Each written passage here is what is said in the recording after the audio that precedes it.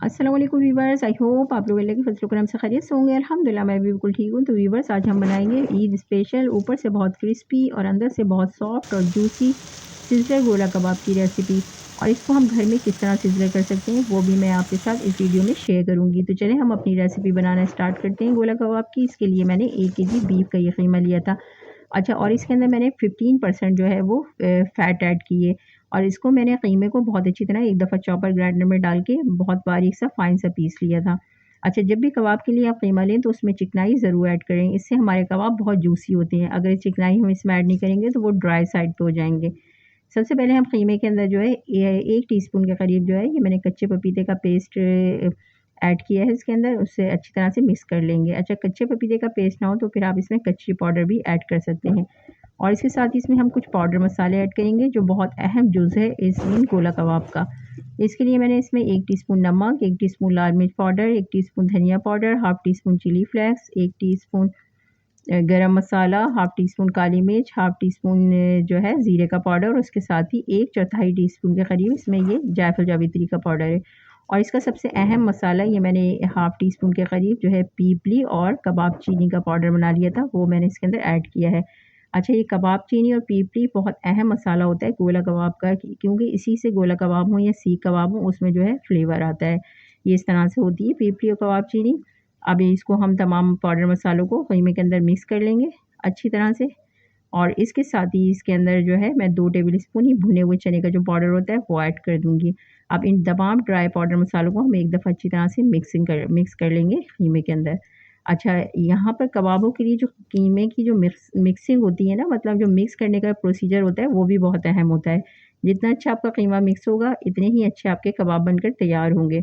अब इसके साथ ही हम इसके अंदर कुछ हरे मसाले ऐड करेंगे, जिसमें 1 प्याज़ मैंने चॉप कर ली थी बारीक और इसका थोड़ा पानी निकाल लिया था। इसी तरह 1-1 टेबल स्पून लहसुन अदरक, 3 से 4 हरी मिर्च और तकरीबन मुट्ठी भर के हरा धनिया, इसको भी मैंने बारीक-बारीक सबको चॉप कर लिया था।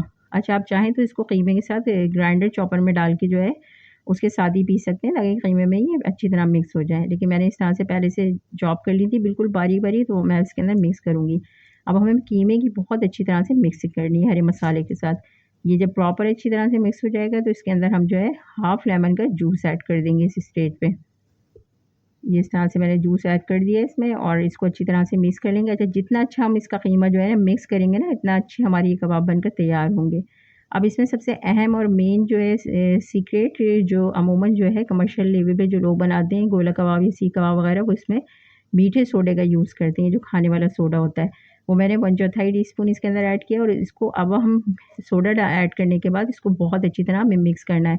इतनी अच्छी तरह मिक्स करना है कि इसमें एक लोच जैसा आ जाए, जिस तरह जब हम आटा गूँथते हैं तो उसमें ग्लूटेन डेवलप हो जाता है, इसी तरह कीमे की हमें मिक्सिंग करनी है कि इसमें बिल्कुल ये बिल्कुल स्मूथ सा हो जाए, बिल्कुल इसमें एक लोच सी आ जाए।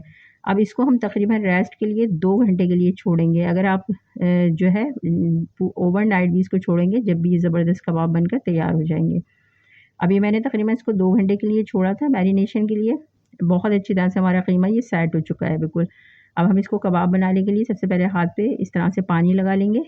पानी लगाने के बाद जितना भी बड़ा आपने कबाब का साइज़ रखना है, जितने भी छोटे-बड़े आपने बनाने हैं अपने मुताबिक, जिस तरह भी चाहें आप बना लें, इस तरह इसको कबाब का शेप दे देंगे। अमूमन गोला कबाब जो है वो थोड़े से गोल-गोल होते हैं, इस तरह से गोल हम शेप देके अच्छा, इस तरह से अगर आपके पास ये सीखें जो होती हैं बारबेक्यू की सीख, इस तरह से आप इसके अंदर जो है बीच में इस तरह से कबाब बना लें। अगर सीख ना हो तो फिर ये मैंने जो है स्क्यूवर्स होती हैं उसको मैंने जो है एल्युमिनियम फ़ॉइल चढ़ा के एक सीख बना ली थी।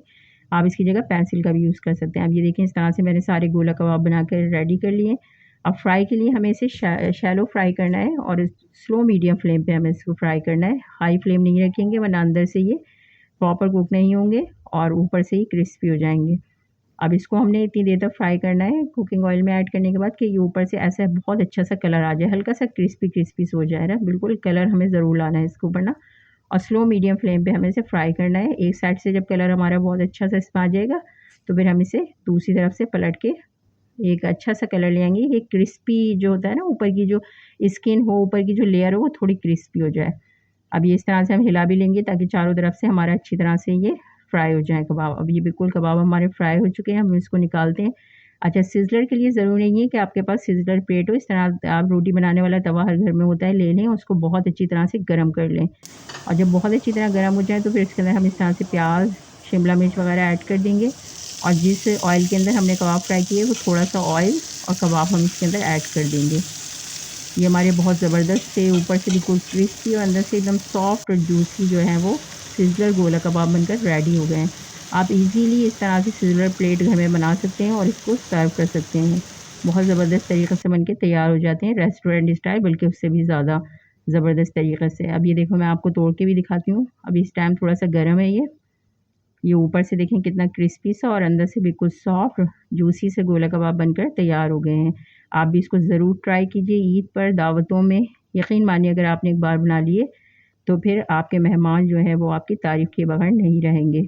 अगर रेसिपी पसंद आए तो लाइक और शेयर ज़रूर कीजिए। चैनल को सब्सक्राइब करना ना भूलिए। घर का बना हुआ खाइए, हेल्दी रहिए। Thanks for watching. अल्लाह हाफ़िज़।